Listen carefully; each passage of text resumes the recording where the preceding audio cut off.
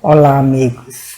Continuando nosso momento com Joana, hoje nós vamos falar de um livro muito importante de Joana e de Valdo Franco, Conflitos Existenciais, onde ela trata vários conflitos que todos nós temos durante a existência. Existe um conflito muito importante que todo mundo tem, que é a raiva.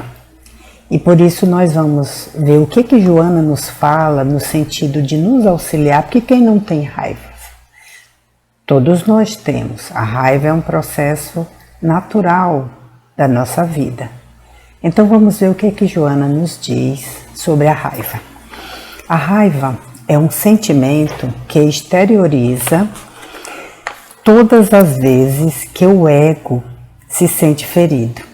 Instala-se de forma inesperada diante de qualquer conflito expresso ou oculto, desferindo golpes violentos de injúria e agressividade. É responsável pelos transtornos que obscurecem a razão e perturbam o equilíbrio, produzindo danos emocionais de pequeno ou grande alcance, a depender da extensão e da profundidade de que se reveste. Se nós fôssemos assemelhar a raiva ao incêndio, ela inicia-se muitas vezes com uma pequena fagulha, que pode trazer grandes prejuízos esses incalculáveis para o ser. Mas também ela pode ser ateada por uma pequena insinuação, uma simples insinuação de pequena monta, e acaba se transformando em um vulcão de cólera destruidora.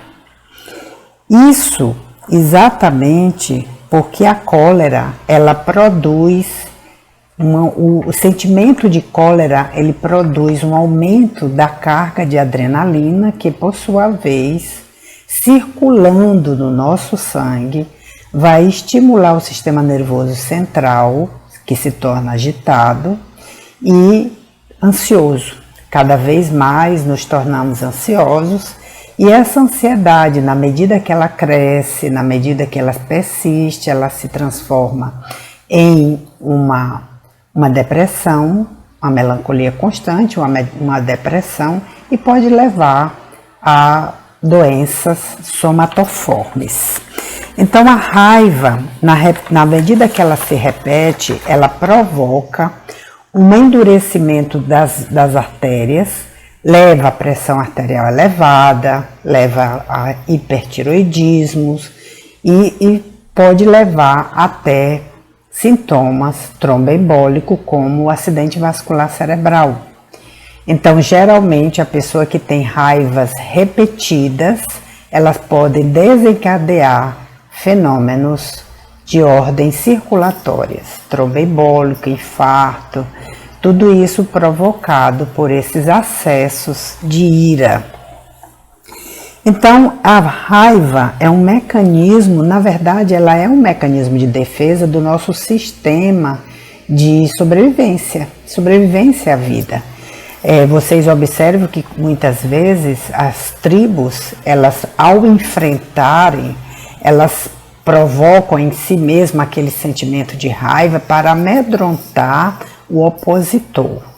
Mas a raiva, se ela continua e se repete, ela se torna um ciclo vicioso na vida da pessoa, a pessoa passa a ter um comportamento, um mau humor contínuo.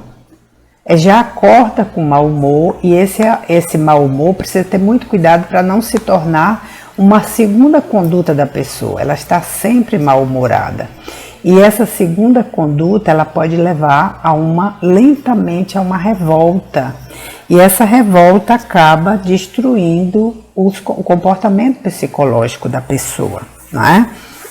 Então é muito importante estarmos atentos para essas repetições, porque como é um ciclo, é vicioso, a pessoa ela habitua-se a se comportar daquela forma, ela acaba levando a alterações do comportamento.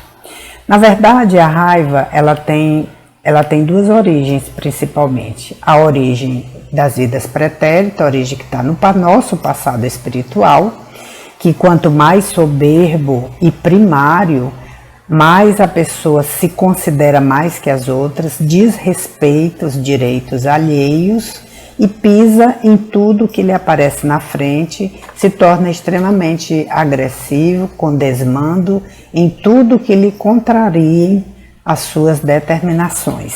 E em segundo lugar, por exemplo, da vida atual é resultado dos comportamentos, do temperamento da pessoa, da própria educação. Imagina uma pessoa que é sempre, ele tem direito a tudo, que nada pode contrariar na sua educação, ele vai ser sempre uma pessoa arrogante, soberba, que nada aceita que lhe obstrua o caminho. Então, essa alteração, ela acaba, na raiz psicológica, sempre tem um medo inconsciente. Então, a pessoa agride antes de ser agredida, ela está sempre na defensiva. Isso mostra uma insegurança de perder algo. Então, a pessoa tem essa insegurança, que provavelmente isso vem de vidas passadas. A pessoa tem essa postura sempre armada, sempre na defensiva, e é um instinto primário. E quando ele irrompe, vem com todo o seu contexto de sentimentos primários e vem de uma forma muito avassaladora, guerreando contra tudo e contra todos, né? A raiva, ela é natural no processo de autoiluminação do ser, é natural que nós tenhamos esse sentimento. E no processo, como Joana diz, no processo de autoiluminação, muitas vezes o ser se equivoca. E quando ele se equivoca, é necessário repetir a lição, reiniciar esse processo. É natural esse processo, porque tudo isso nós vamos adquirindo em vista da harmonia e do bem-estar. Então esse processo ele se repete. Qual é o grande problema? É ela se continuar, se perpetuar.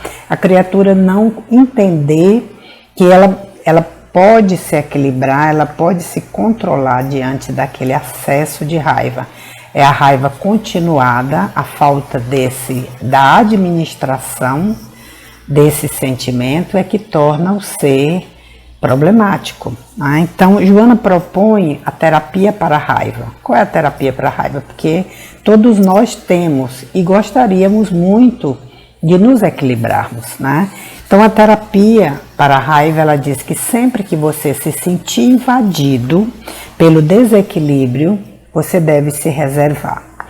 Adiar as decisões, silenciar, discutir em nome da autodefesa, responder para esclarecer, não permitir que a invasão de petardos mentais do opositor que pode desequilibrar.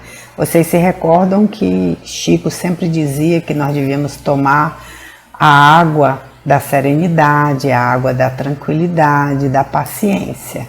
Então, é esperar para o dia de amanhã, diante de um acesso de raiva, esperar o dia da manhã e pensar com cautela para não se atrapalhar e não atropelar-se e tomar decisões indevidas que depois poderíamos nos arrepender, não é? Então nós devemos sempre, segundo Joana, nos considerarmos pessoas que têm virtudes. Sim, nós temos virtudes, mas também nós temos deficiências plausíveis de corrigendas. Então somos pessoas com variações de humor. E isso é próprio da nossa natureza, próprio ainda do nosso estado evolutivo, né? E sujeita a comportamentos de contrariedade. Só que nós devemos sempre ter cuidado com esses acessos e sempre nos colocarmos em guarda, como Cristo nos disse, vigilância.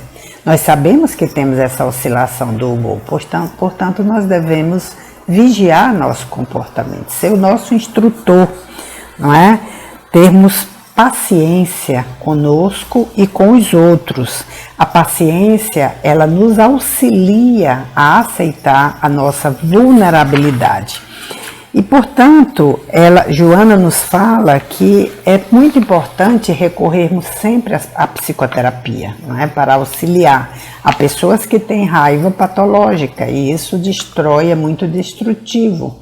Não consegue ter amizades, não consegue ser aceito no seu grupo, porque é uma pessoa sempre de mau humor, sempre do contra. Então, recorrer à psicoterapia, a prece, o hábito da meditação, ele nos provê de recursos para uma vida mais tranquila, uma vida mais serena, uma pessoa que pensa antes de fazer.